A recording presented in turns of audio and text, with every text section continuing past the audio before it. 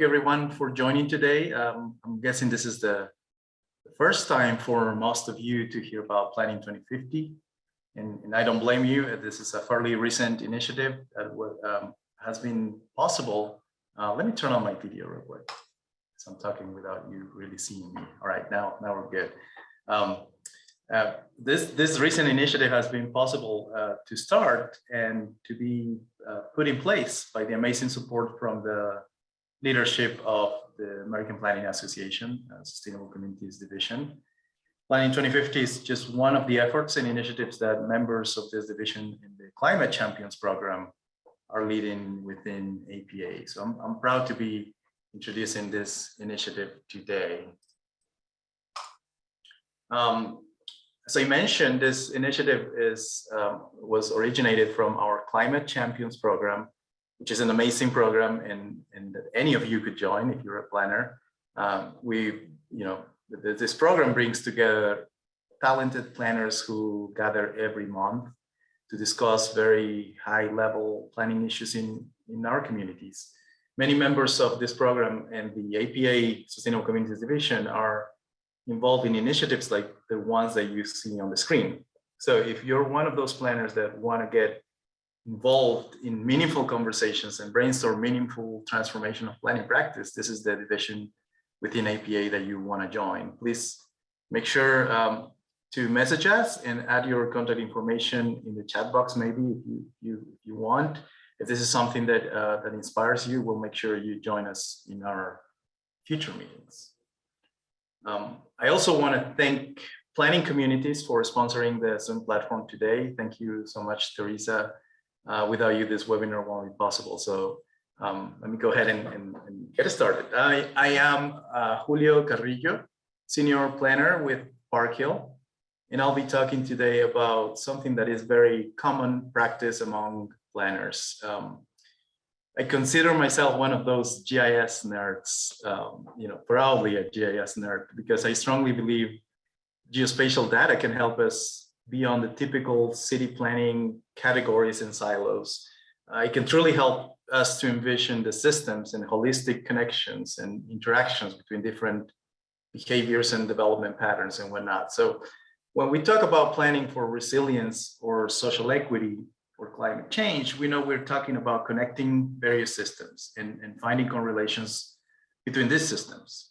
I'll be showing today a couple of examples, very nerdy statistical, again, very nerdy geospatial analytics examples that showcase some interesting methodologies when connecting separate systems and metrics. In this case, connecting urban temperatures to the way we build and develop cities. And specifically, I'll show today a research of urban heat islands, main contributors in 4 cities in Texas.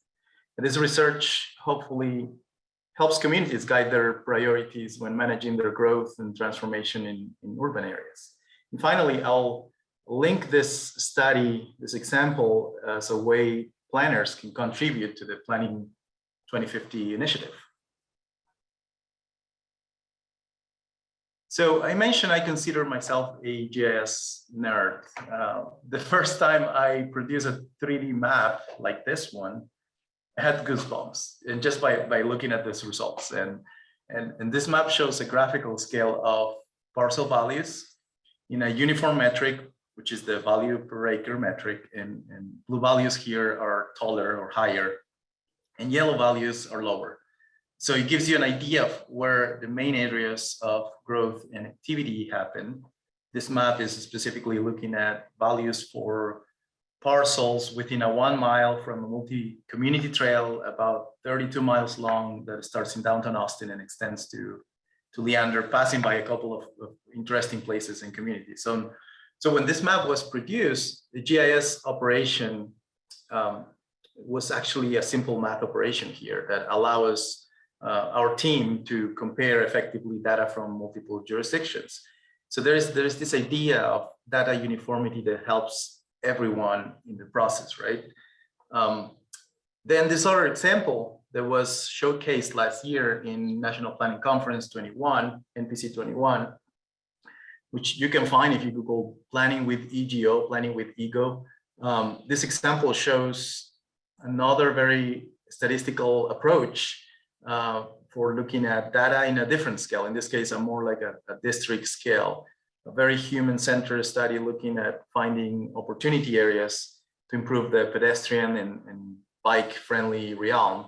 And to the point, this study looked at the sidewalk network in a set of analysis of proximity maps where equity goals were at the core of decisions. So in the final result, you see this map, and the EGO acronym comes from equity goals oriented. So, but back to the point, this analysis was not as simple as the previous one, which only required a simple math operation. This one required a lot more data analysis and the use of raster operations in GIS, and to come up with this final solution, which was also very difficult to visualize in 2D. And that's why absolutely we decided to be more clear when plotted in 3D form. So you could actually see or spot the peaks and patterns in this solution. So I'm pointing with these two studies, the level of sophistication that we can get with the smart use and applications of geospatial data. So if you haven't figured out by now, my accent is Peruvian. I was born there in Peru, and I moved to the US about 17 years ago.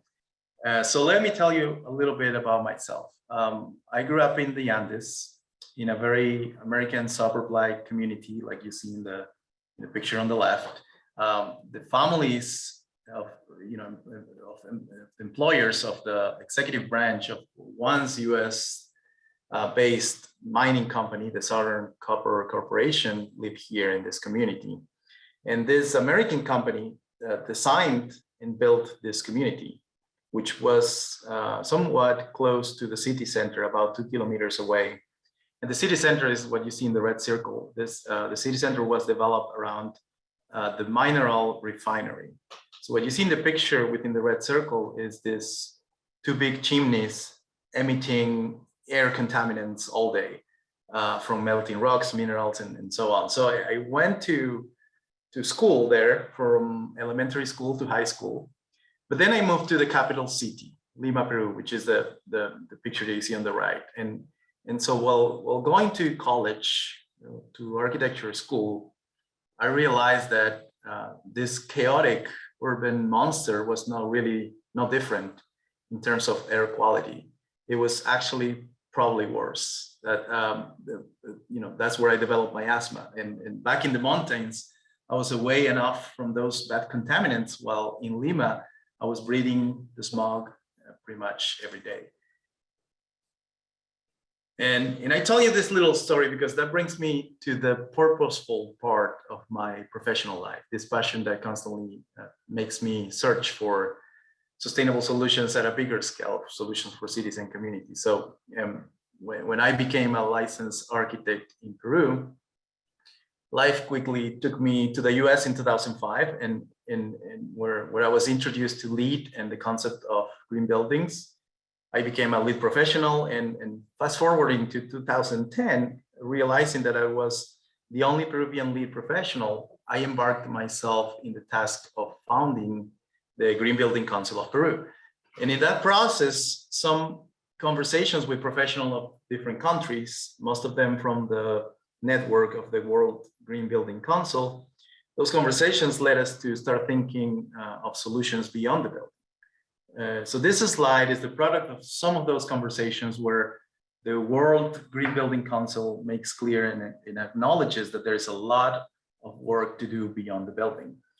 A lot of work to do to create social value, to incentivize healthy behavior, to produce designs that resonate in harmony with nature. And that's one of the big reasons why I became a planner. But not only that, it's also because of the beauty, to me, the beauty of that thought behind the systems working in harmony. Like for buildings, architects work collaboratively, right? With structural engineers, civil engineers, mechanical, electric, plumbing, you name it, and all with a single objective that generates this successful final product, a building. And nowadays, it's just not a simple building, it's a high-performing building. Buildings, high-performing or green buildings, or however you want to call them.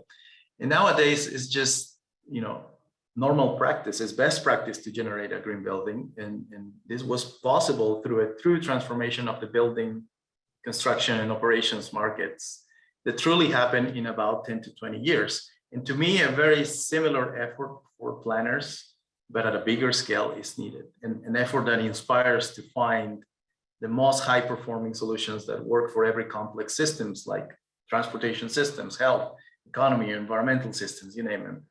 And just like for buildings in cities and communities, we know as planners that everything is connected, and we intend to produce high-performing communities, right? And that's what Planning 2050 is all about. And this idea of a collaborative, multidisciplinary practice that can find synergies between systems and win-win situations for the public and private sector. And I'll be sharing at the end of the presentation how Planning 2050 aims to inspire planners and in truly transforming planning practice within a generation. But before the exciting introduction of Planning 2050, I want to present this example of how our planning work can help building some of the pieces of Planning 2050 initiative. Back in 2021, I was selected by an Asian-based nonprofit that does research for alternative ways of building Asian cities. And this nonprofit, Unicity, amazing nonprofit, put me as a leader in a research team of, I believe there were about 5 very talented young professionals in planning. And our team looked at the morphology of 4 Asian cities, the 4 Asian cities that you see on the screen. And the commonalities between this in terms of contribution to urban heat islands. And the findings of this research were very, very interesting. We found that regardless of the compactness of development of the urban fabric, highway dominant areas were more likely to contribute to urban heat islands. So I said, wait, I want to look at US cities too. And when I led the team of young professionals with the Unicities program, I came up with this methodology for the 4 Asian cities studies. And I wanted to replicate the study for cities in the US. So our team of planners at Park Hill went ahead and started selecting the cities that we wanted to look at. So in the next 10 minutes, I'll show you this methodology for this study. We pick these 4 cities, which happen to be cities where Park Hill has offices. Park Hill has offices in 2 offices in the Dallas-Fort Worth area, but we also have offices in Austin, Lubbock, Midland, Abilene, Amarillo, El Paso, but also New Mexico and Oklahoma. And I might be skipping a couple of offices too. But these 4 cities were selected for that study. And back to the concept of urban heat islands, this is a very common knowledge, right? It tells us that the more buildings we build, the more the temperature increases. The more we develop these downtowns, these concrete jungles, the more the temperature impacting of microclimates. So at large, most of the blame goes to buildings and construction, right? But truly, we know cities are not only 100% built. Cities are made of parks, surface parking lots, roads and highways, and even low density neighborhoods. So the question in this study was trying to figure out which of those components, which of those city components were actually the most contributors to the increase of urban temperatures. And the first question for our team was, where are we going to find urban heat island or urban temperature data? Is there a data publicly available somewhere? Is this data reliable? And what is the scale of this data? And after researching many sources, we found this very useful and publicly accessible dataset platform developed by Yale University. The data here is taken from satellites, constantly monitoring the planet's temperature. And this platform, this tool is accessible for everyone, generates an algorithm that filters out only the urban clusters in the whole planet. So the result is this generation of these heat maps that from blue to red with temperature differentials, we tell you the degree of contribution to urban temperature. So in most cases, the blue colors are just areas that are not contributing within the urban cluster to the urban heat island, but yellow to red are actually contributing. And so you can zoom in into a fairly acceptable scale at every city in the whole world This data is amazing. This platform is amazing. And data for this tool was collected from 2003 to 2018. So in this study, we downloaded all 2018, the latest available timestamps. And we did this for all the cities. Here, what you see on the screen is Austin. We did the same for Dallas, El Paso, and Lubbock. So, but the scale of this data was clearly not something we could resample down to the parcel level, right? So my team came up with the idea of a pixel size that is very relatable to a human scale. And we created this grid of hexagons that are in a diameter, an approximate distance of a 5-minute walk from one edge to the other edge of the hexagon. And the resample of the data was still fairly accurate to this. So the first challenge was completed regarding the collection of this temperature data. But we also collected very similar data for albedo indexes of the city, similarly from an open source publicly available data set. And albedo indexes, as you may know, are measurements of reflectiveness of the Earth surface materials. So it gives us an idea of which areas, which cities are trapping most temperatures and contributing to the heat island effect. Low albedo materials are commonly dark materials, and high albedo materials are commonly lighter or white materials. And so the next challenge was to collect data related to the morphology of cities. So we need to start looking at what the correlation is in the way we build cities and the temperatures. And things that define our way of transforming the built environment are two variables that we consider were building footprints and land use data. For land use data, that is available at the parcel level in pretty much every single city in the US. And we came with this idea of measuring diversity of land use, because the parcel level is a smaller scale than the hexagon scale. So at the hexagon scale, we can find a single value per hexagon that tell us how cities are encouraging mixed uses or large environments that are single zoned, and low values of land use diversity are shown here in blue, while high values are in yellow.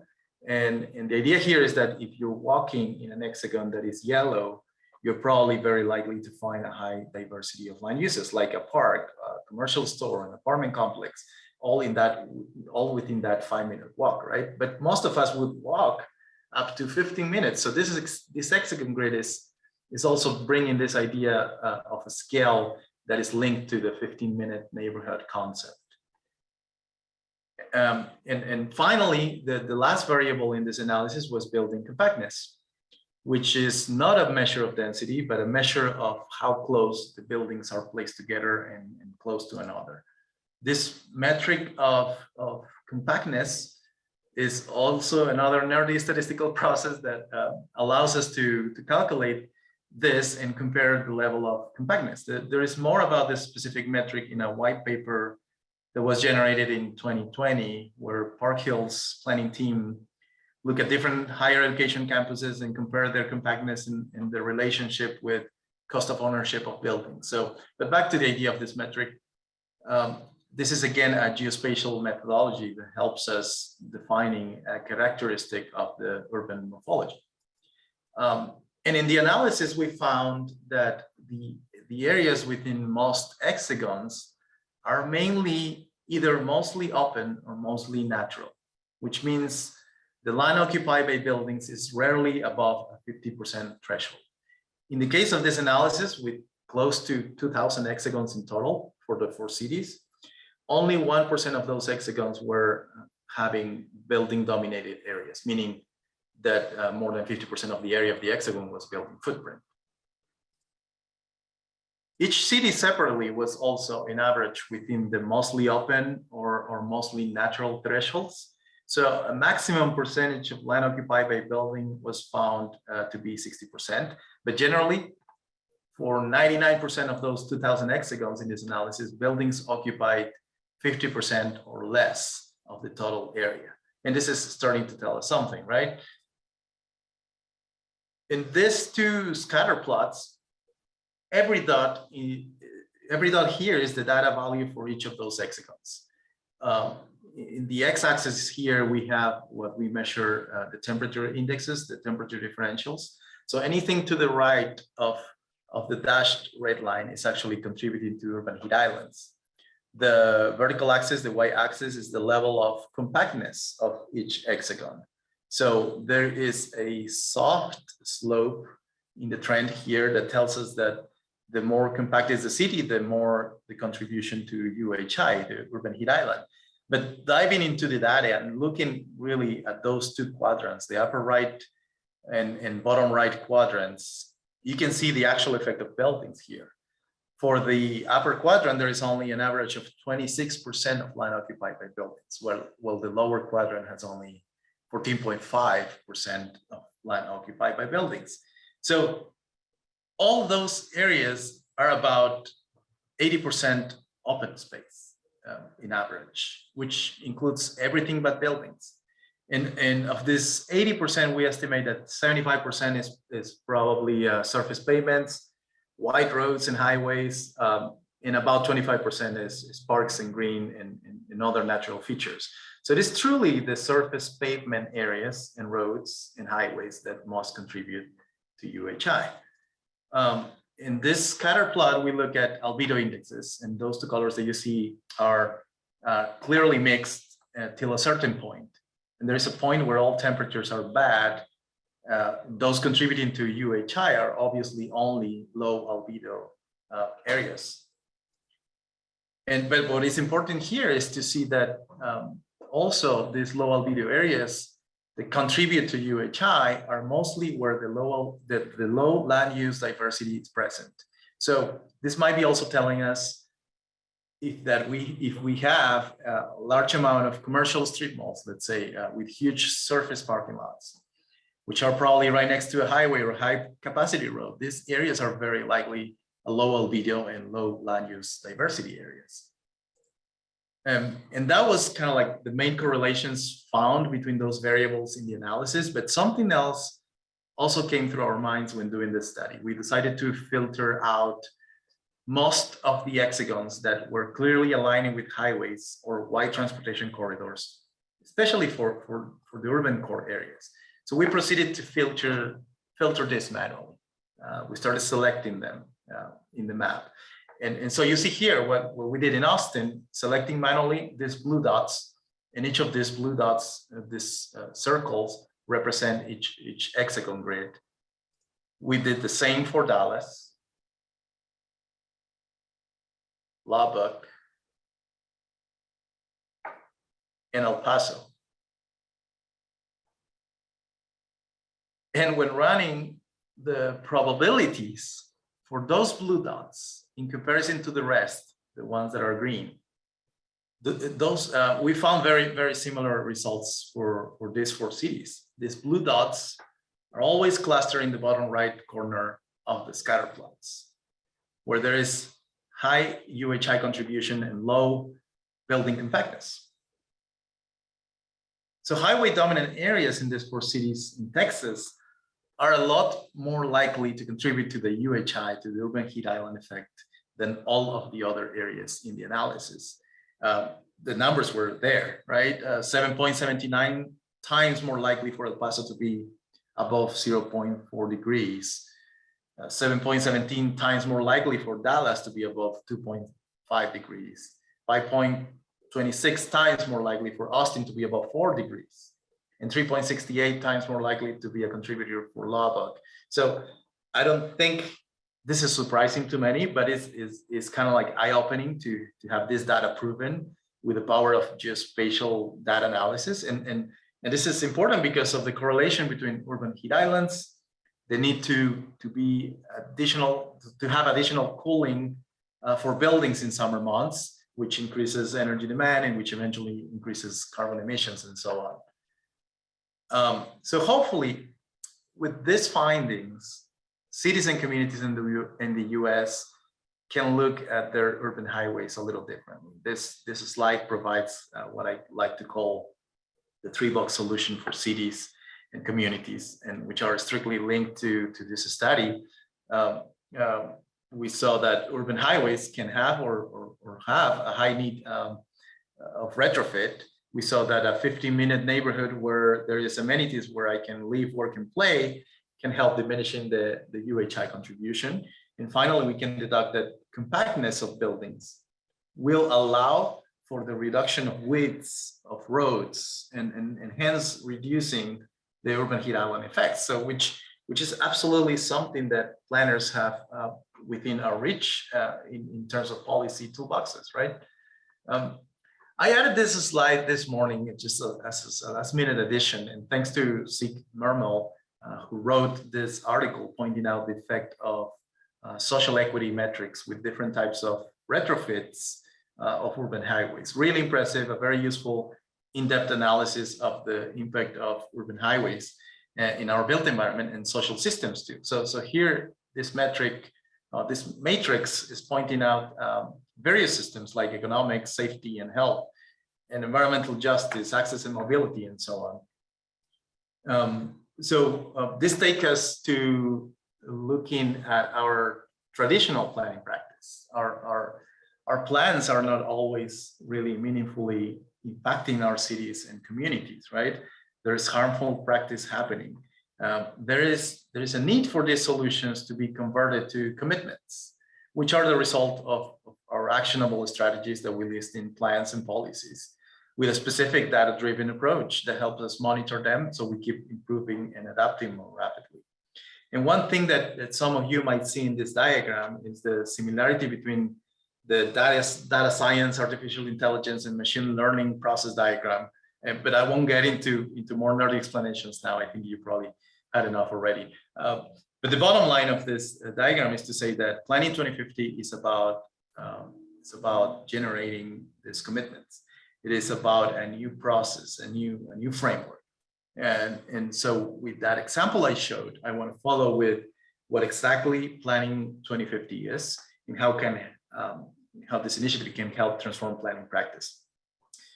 I didn't mention that Planning 2050 was originally inspired by Architecture 2030, which many of you might be familiar with. Architecture 2030 was adopted by AIA, the American Institute of Architects, a few years ago. And it truly transformed architecture practice. The 2030 commitment by AIA is a voluntary commitment for all architects in the US to voluntarily sign a pledge for designing net zero buildings by 2030. They report their progress and continuously track their achievements. So the inspiration came from Architecture 2030 because of that voluntary commitment by all practitioners that have truly transformed the way architects look at buildings. And we want the same for planning practice, a true transformation within a generation. So Planning 2050 has three main goals. The first one, which is the most aspirational one, is to transform planning practice. And with a focus on positive outcomes in those three hot topics of planning practice nowadays, which are social equity, resilience, and climate change.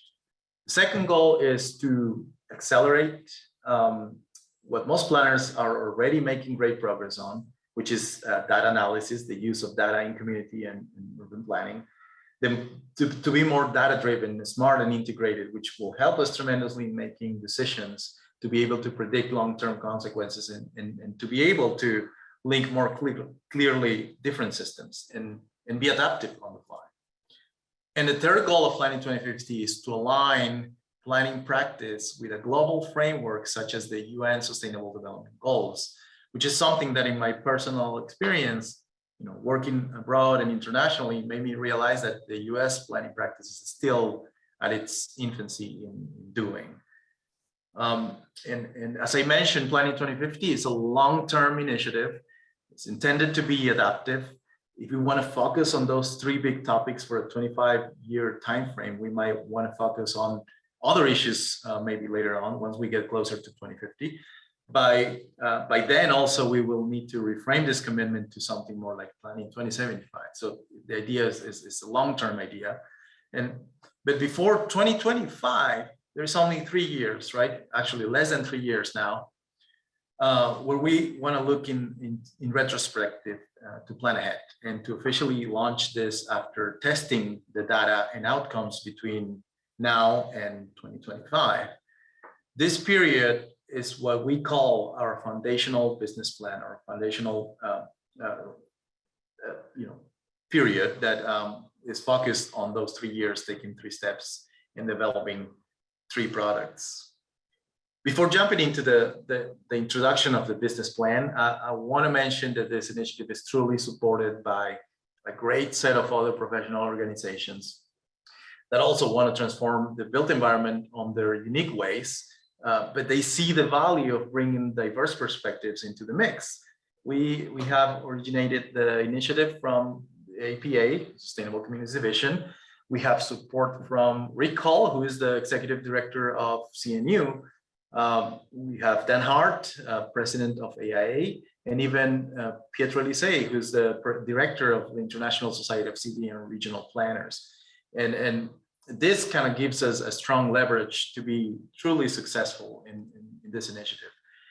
And I always start explaining what Planning 2050 is all about by sharing this analogy. I love this analogy. This is heavily used to explain systems theory. And this idea that the interconnectedness of things is what generates the final product or the final result. The analogy says that if you have a graphite pencil on one side and a diamond on the other side, both of these products are essentially the same. Both of them are carbon atoms, but the only difference is the way those atoms are holding hands. So that's what makes the final product. So this idea for cities, that all cities have the same type of atoms, right? Cities are formed by the same things, parks, roads, buildings, so on. And all these atoms somehow are organized in systems such as transportation, drainage, health, socioeconomic systems, and so on. All those are the atoms of cities. But what makes a city successful or stronger is not the metrics within those systems, within those hexagons, but the relationship within the systems. And it's not about the hexagons, it's about the blue lines in these graphics. So those substructure or bonds displayed as blue lines here, those are what I like to call actions. And these actions are the important pieces that we need to look at deeply. So Planning 2050's final goal is to generate a database of these actions, these LISAs and LIRAs, which are acronyms for actions that can be successful for cities and that could be either scalable or replicable. And the main product or outcome of Planning 2050 is this database of LISAs and LIRAs, a database that we can create, maintain, publish, and monitor constantly to ensure success. So in order to reach this final goal or final outcome or product, we consider necessary 2 previous steps or products in the process. Ideally, some examples of these 3 products are produced before 2025. That's where we are in our foundational period. And between today and 2025, we have to generate the first reports, what we call the pilot or testing reports. And here's where the private sector takes action in terms of business application. And I'll explain a little bit more about these reports in a couple of slides later on. But the idea here is that planning firms, for example, generate these reports in unison with the cities and communities they're working with. Or it could also be, their school districts or their or higher education campuses. So that from those reports, the cities and communities develop a commitment, a metric of transformation that has a strong ties in alignment with UN Sustainable Development Goals. And so these metrics are embedded in the LISAs and LIRAs that are generated in the pilot reports. I know it might be starting to sound a little bit complex, but going back to the simple idea that there is this parallel transformative initiative like Architecture 2030, where the private sector, the architecture firms in this case, took upon a commitment to report progress on designing buildings to ensure carbon emissions are zeroed out by 2030. And the simple idea here is, again, that Planning 2050 needs to generate these commitments to transform planning practice but this will require both sides, the public and private sector, to work together. For Architecture 2030, a very focused metric was carbon emission reductions. That's one thing. For planning, that one thing is the correlation between systems. And I show you this example today, where we saw the correlation between the way we build and zone cities, and how that is correlated to contribution of urban temperatures in this case. So this slide resumes the whole process of generating a pilot report, where there is a three-step process that identifies a potential LIRA in this case, in this example, a replicable action. And you saw earlier that we identify our first step, which was the harmful practice. In this case, the high proportion of low albedo materials in urban highways and pavement. Then we identified our second step. In this case, the benefits if we change that proportion and reduce the amount of pavement or retrofit the current materials. And finally, the third step is to identify the action or commitment that has a temporary timeline or timestamp. And this specific example says by 2035, CDXYZ will reduce this high proportion of pavement or in urban highways, or retrofit them by whatever percentages. And then by 2050, this percentage could be increased based on successful metrics or outcomes when we monitor them. And so why is this third step important? Is because there's a connection between, in this case, greenhouse gas emissions and urban heat islands, right? And now in this specific example, I personally think it will be more effective if the commitment comes from the transportation agency, and if possible in collaboration with the city. So in this pilot reports, we want to ensure that the leases and LIRAs that we generate are actually linked to positive outcomes in either climate change, resilience, or social equity, and that we link this metrics to sustainable development goals and targets. Another example that I have shown before in some of my other presentations, and this helps understanding this process of generating pilot reports, is this one. For this specific example, we were looking at fiscal value and fiscal revenue of cities and its correlation with land use diversity. There was a repetitive finding in most towns and cities that told us that incentivizing mixed uses in our land development codes were fiscally smart and sustainable in terms of financial outcomes for cities. So again, here we identify the three-step process for generating this LIRA in the commitment. In this example, the commitment was to reduce the proportion of low-density single-zone suburbs by X percentage, and linking this to the social equity aspect and concept of inclusionary design. Those two examples tell us that we need the private sector and potentially also academia to help us generate these pilot reports. This will be in support of cities and communities. This will help the public sector, these cities and communities, to start aligning their actions with sustainable development goals. And this will help the generation of the pilot LISAs and LIRAs. And that is the process of planning 2050 at a glance. Within this process, there is an interesting piece in the commitment section, right? The commitment is to generate the LISAs and LIRAs, but mainly by the public entity. For the private sector, there's also a commitment to align their practice to the systems approach, which I'll be explaining in the next few slides, which is the only way to ensure there is an alignment of planning practice by utilizing the Planning 2050 framework. So now there is a nonprofit organization that aims to ensure development and transparency of Planning 2050. This organization will capture all reports and commitments to ensure monitoring of actions. And the nonprofit is formed by a multidisciplinary board formed with the leadership of those supporting key partners, organizations like AIA, APA, CNU, and so on. The process itself is key on these two steps, the reports and the commitments. So the main difference here between what planners and communities already do is that first, for the reports, we need to ensure there is a systems approach. And again, I'll explain this in a few seconds. And second, that there is a definition and link of LISAs and LIRAs as actions that align with sustainable development goals. The process at a glance is here, as you saw it in a couple of slides before, is 3 steps. First is identify the harmful practice, but clearly also identify the systems that are affected by this harmful practice. Second, to define the threshold of improvement, a metric that we need to shift in order to create benefits to various other systems.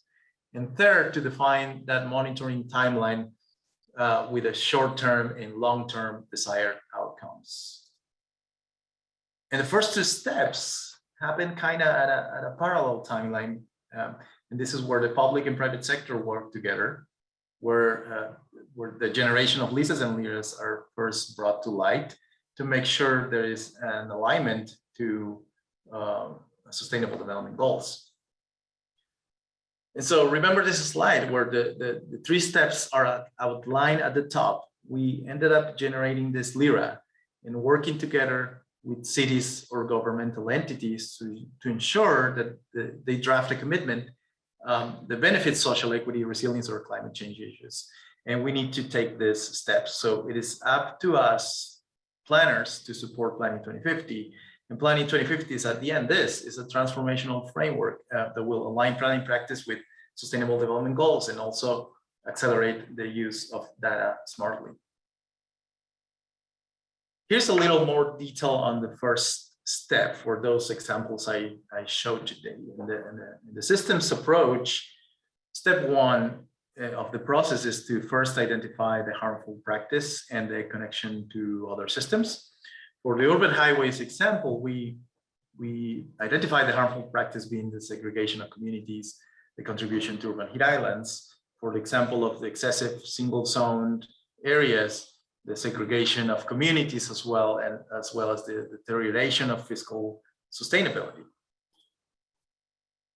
And in the second step, which is defining a threshold of improvement and finding the benefits to other various systems, for the example of urban highways case, the benefits were the threshold of improvement was to increase compactness or reduce the occupation of pavement or road surface, which brings benefits with connectivity, cultural and social connectivity when retrofitting this space, and also benefits urban cooling and creating healthier places.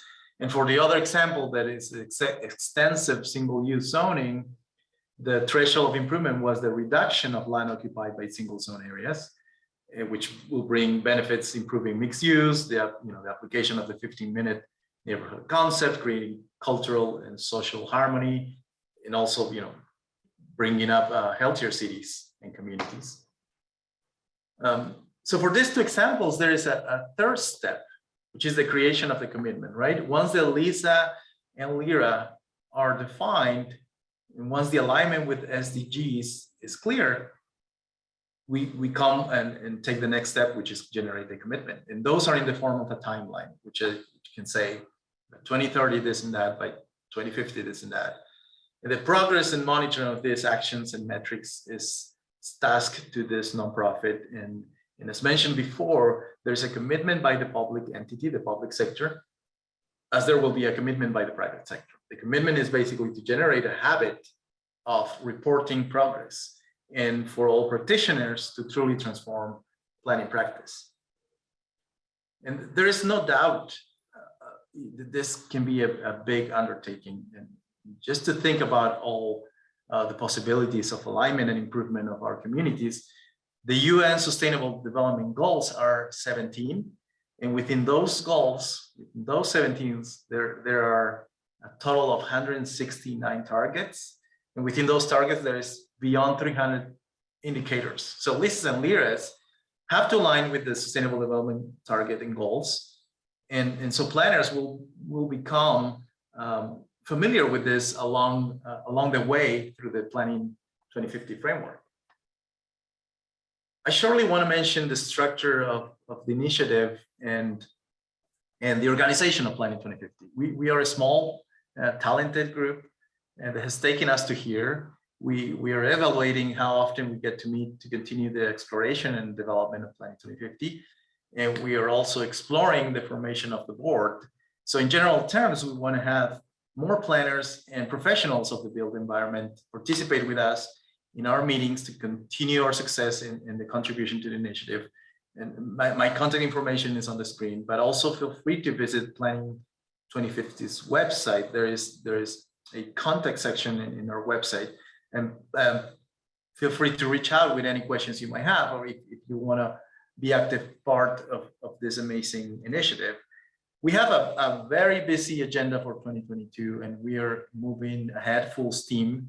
The most immediate need for us is to produce more awareness about Planning 2050, and included in NPC 22 in San Diego National Planning Conference, I'll be introducing Planning 2050 to a larger audience in April. So if you feel that you can contribute to this initiative this year, please let us know. There's still time for you to be involved.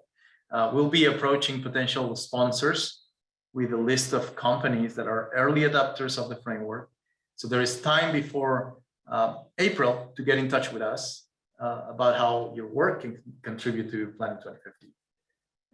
There are many ways that you can contribute to this initiative. If you're a planner in the private sector, take a look at your work with current communities. Is there something there that can be converted to a Planning 2050 planning report? If so, let us know. Reach out to us. You can become an early adopter of this initiative. If you're planning in the public sector, talk within your organization about Planning 2050 as an effective way to align to UN Sustainable Development Goals, or talk to the consultants those early adopters of supporters of Planning 2050 about engaging into this exciting process. There's various ways to get involved. So even if you're not a planner, make sure to contact us and discuss. I want to close mentioning that our website, www.planningcommitment.org, has also a contact section where you can email us directly or send us a message. Also, please follow us on social media, because we have various channels where we will be sharing updates and news about the development of the initiative. But the best way right now for you to get involved is getting into our website and filling in the connect section form, so we can get your information and your interests about getting involved. And by following us, you will be sharing updates with your networks, and we'll be together raising more awareness of this amazing initiative. Thank you so much for having me here today. I think we have about 12 minutes before 1 p.m. For questions and answers. So feel free to, I think I see a couple of Q&A coming up. But also I want to close saying that you can connect with me through LinkedIn or Twitter, or email me if you want to talk about this initiative and any other things. And so with that, I want to open for questions from the audience. And I believe people cannot unmute themselves. Is that correct? Yes, that is correct. All right, so I'm gonna go, I have at least 3 questions here up on the screen. I'm gonna go read the first one by Michelle. She says, hi, I'm a graduate student and I want to participate in making some UHI maps and performing similar analysis. Where did you find the data for surface temperature and albedo index? Are you aware of any training resources that will help me get started? Yes, absolutely. I'll be happy to share some of the links and the data sets that I use to prepare those maps and those analyses. So feel free to reach out directly to me. My contact information is on the screen. So I hope to hear from you soon. Nancy says, will this systems-based approach help planners do a better job of identifying and mitigating unintended consequences, which have a lot to do with why we are where we are now?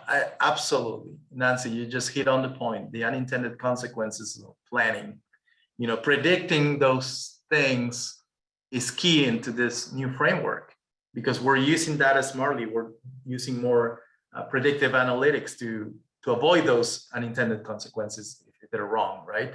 We're identifying systems and the relationships between other ones, what those harmful practices are doing to other systems and whatnot. So that was a very good question, Nancy. Appreciate it. And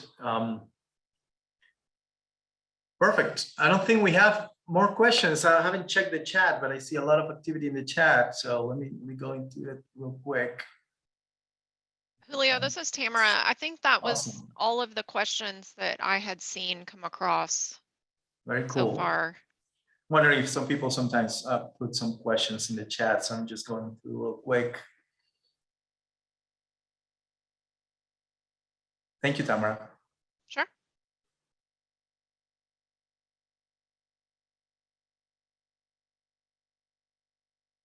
Very cool.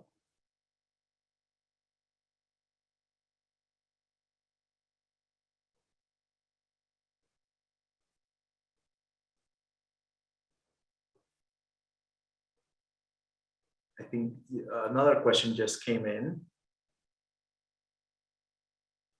Question by Scott says, how do you see your work with APA Sustainable Communities Development Division evolving?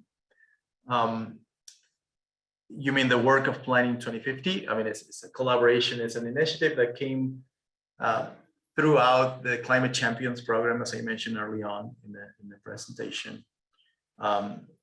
The APA Sustainable Communities Division is doing a lot of the heavy lifting for planning in general, because we like looking at this big systems approach, this big systems theory, and so there's strong alignment with what APA SCD is doing and what Planning 2050 is about. So I hope that answered your question, Scott.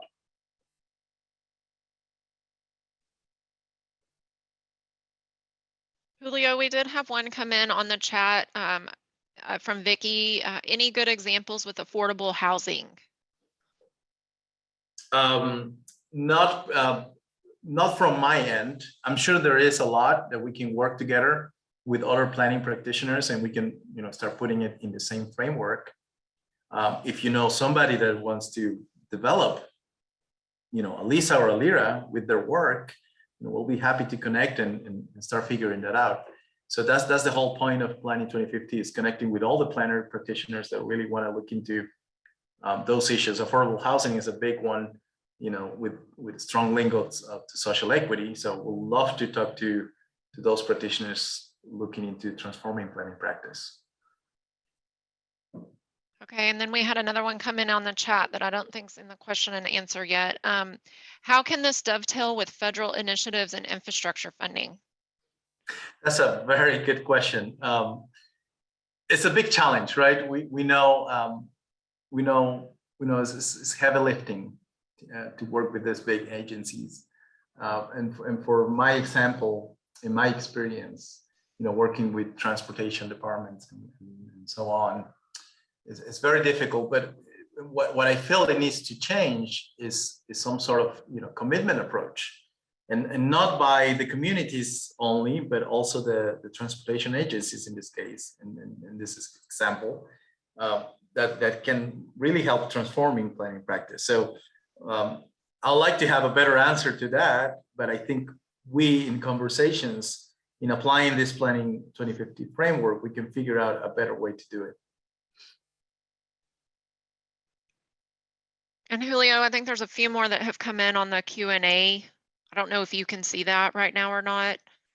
Let's see. Sarah, I may be missing someone here. Oh yeah, I see a lot of Scott, Sarah. questions. Yeah, there's several. All right, let me go through this. You have regular meetings with them. Who's them? Or what types of activities will you do? Are you participating in NCD Climate Champions program? Okay, I guess them is the Sustainable Communities Division. And yes, to answer that question, I participate as part of the SCD Climate Champions program. So feel free to reach out to us if you want to also be a participant in that. Question from Sarah: will the LISA and LIRA strategies include information to help incentivize decision makers? Yes, because those LISAs and LIRAs are made in unison with those decision makers. So they're identifying the strategies there when we generate those LISAs and LIRAs. John Hag asking, how does this approach help communities in dovetailing with, oh, I think I answered that question already. Correct, I hope. How does, Scott is asking again, how does one sign up and start doing Planning 2050 with you? So I mentioned, the best thing to do right now is get in touch with us. My email is in the screen. So you have my information, reach out to us and we'll figure out, we'll connect directly with you and want to understand what's your background, what type of work you do and how we connect, other systems into your work. Nancy is asking, will this be tied with Lead ND certification and practice? This is a great question. And let me answer it this way. I'm a Lead ND, also a professional Lead AP ND. And the way I see it is more into the Lead for Cities framework, which is a very data-driven approach to looking at things. So this ties to the effort of USGBC heavily, because USGBC looks at all these metrics in all these separate categories, and what we want to do is look at the correlations between those categories. So it's very tight, and it can really contribute. It can be a great overlap between those two efforts. We have another question. Ooh, there's more questions coming. That's great. How do you approach public housing and government responsibility when there are issues of potential corruption? My family is from Peru, another Peruvian, great, and have struggled with finding affordable housing. So, I mean, this is I think more a question to a governmental entity, right? But this is the type of questions that we want to ask when we put together the framework in front of them to work together and find potential solutions. John Hack is asking how to use approach to support cost benefit analysis, sometimes required for federal competitive grant programs. How to use approach to support cost benefit analysis, sometimes required. I don't know if you, John, you want to elaborate a little more on that question. I don't fully follow it, but appreciate it. Any other questions? I think we're right on time at 1 p.m. I think it's been successful today, but I'm free to stay a little bit more if you have any other questions, or if you want to stay connected.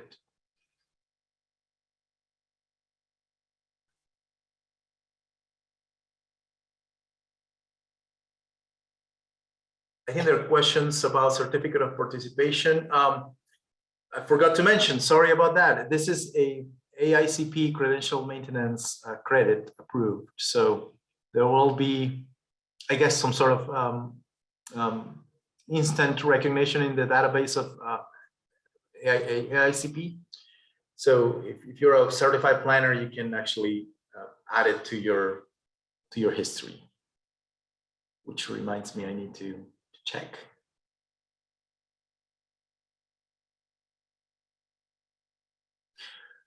Well, I don't see any more questions coming. I don't, do you, Tamara, behind? No, Julio, I don't. Good. Awesome. Well, great job. Thank you. Appreciate everybody joining today. Thank you so much. Feel free to reach out with questions and additional ways of contributing to the initiative. Thank you so much for your time, and till next time.